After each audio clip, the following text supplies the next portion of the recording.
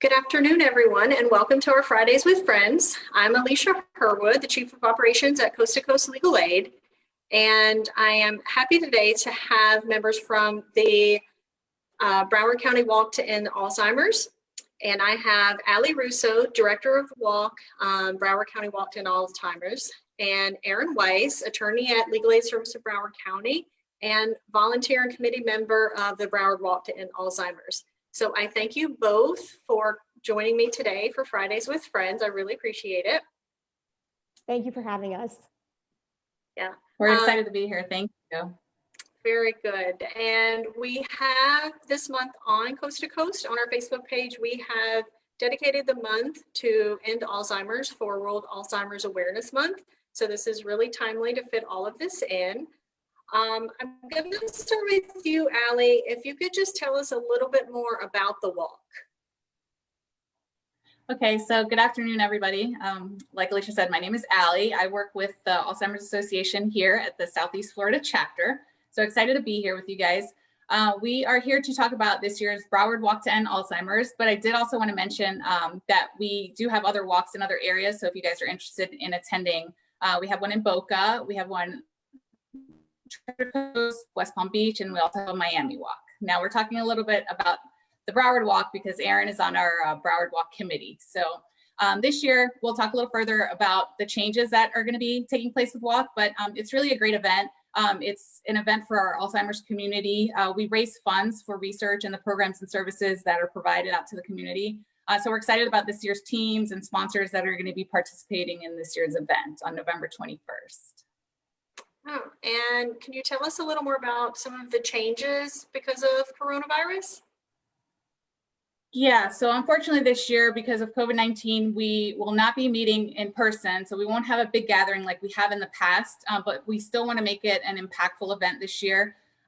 We are going to have some virtual components to the event this year. So we still have our teams that are going to be fundraising for us. We still have several sponsors that are going to be a part of the event.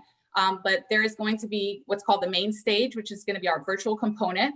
So on November 21st on Walk Morning, our participants will log into the main stage, and it's kind of like an interactive platform. So it will feel like you are at the event. You'll be able to click on different links, like to go visit like our national sponsor booth. You'll be able to find out more information about our association as well as our programs and services.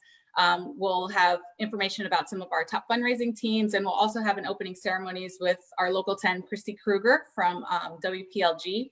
She's actually recently has been affected by Alzheimer's because her dad unfortunately passed away. So she's a big supporter of ours. So we'll start with the opening ceremonies.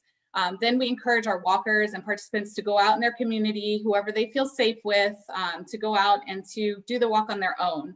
And then from 10 a.m. to 1 p.m. on Nova Southeastern's campus, which is where we usually have our walk, we'll have our Promise Garden ceremony, which is going to be drive-by only. So we'll have it set up, and it's definitely going to be an impactful ceremony. It's part of our mission piece.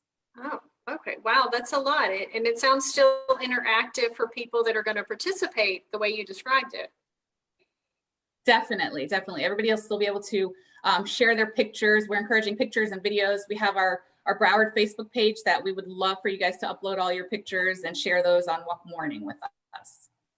Oh, great. And I know you've talked about that the walk is really volunteer led and being a part of it. So I was going to ask Aaron about, the importance of the walk and why be involved with it. Once again, thank you so much for having us here today. I'm really excited to be here. I actually first walked in 2011, shortly after my loved one had been diagnosed with Alzheimer's disease. And I had an opportunity to do that walk with them.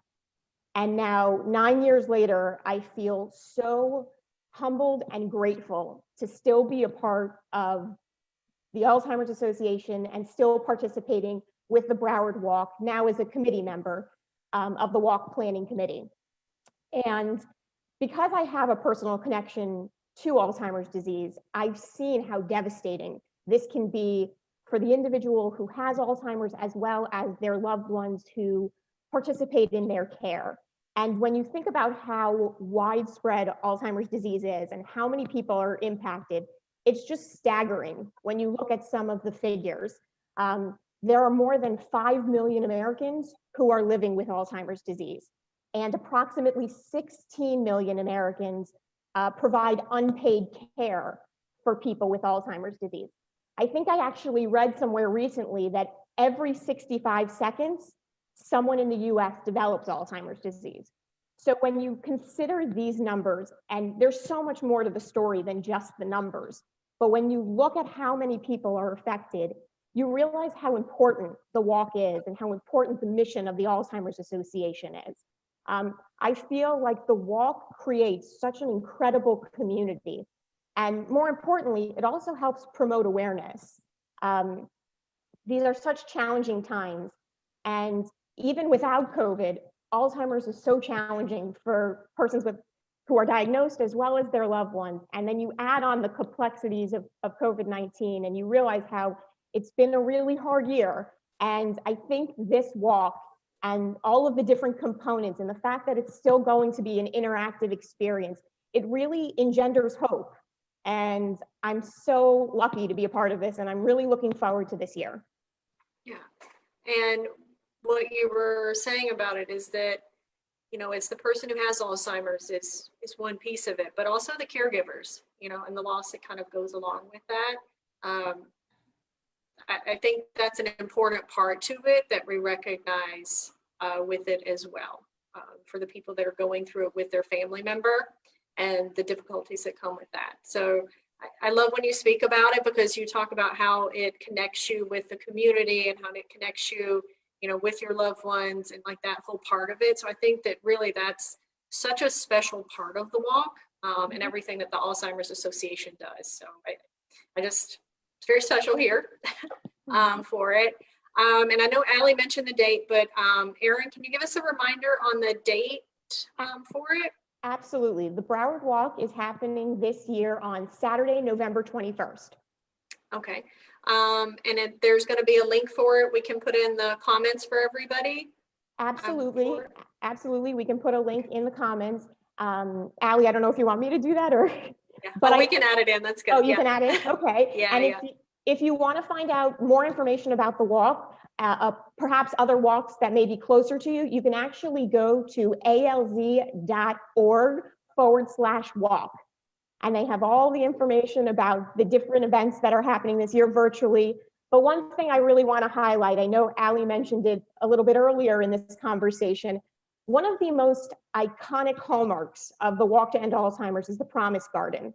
And it's so great that there's still an opportunity to have that. And you can actually see in Allie's background an example of a Promise Garden and all of the different flowers. Each flower, the color of each flower represents something. So a yellow flower represents an individual who is providing care for someone with Alzheimer's disease. The blue flower represents someone who has and is living with Alzheimer's disease. The purple flower represents someone who you've lost to Alzheimer's disease. And there's an orange flower, which represents being supportive of the cause.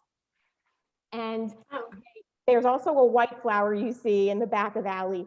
And that I was talking about the walk, really, I apologize for having you move. I was talking about the walk really being a hopeful experience for so many people affected by the disease. The white flower is indicative of the fact that the first survivor of Alzheimer's disease is hopefully out there. And that's why so many people, including myself, continue to walk and are just so grateful for everything that the Alzheimer's Association does. And you said the Promise Garden is going to be at Nova this year? Yes, so it will take place on their campus from 10 a.m. to 1 p.m. So we're encouraging everybody, after you get done walking, to drive over and visit the Promise Garden. Like I was saying, because of safety reasons, you have to stay in your car, but we're hoping to get to make it impactful and to get some of our participants out there. Okay. And is there any type of kickoff event leading up to it before November? Yes. So actually, I wanted to share with you guys, actually on September 22nd, in a few weeks, we have a community kickoff that's taking place. So if you want to find out more information about the association, about the walks, you're able to join that kickoff, and I can get that information over to Alicia and she'll be able to share that with you. But we are going to be talking about what we do, our programs and services, and then the walk as well.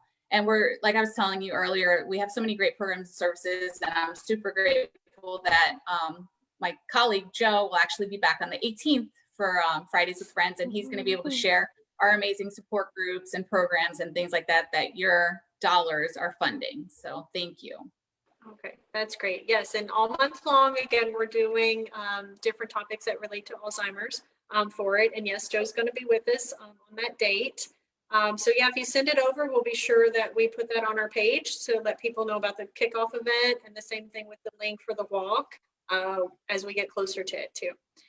So Allie, I really appreciate you joining us today, taking the time out because I know you're busy.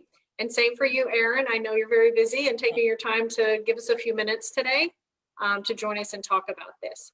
And everyone who's watching, thank you for watching our Fridays with Friends. And be sure to check out the comments for the links that Allie and Erin referred to for it. So thank you, and we'll see you next week.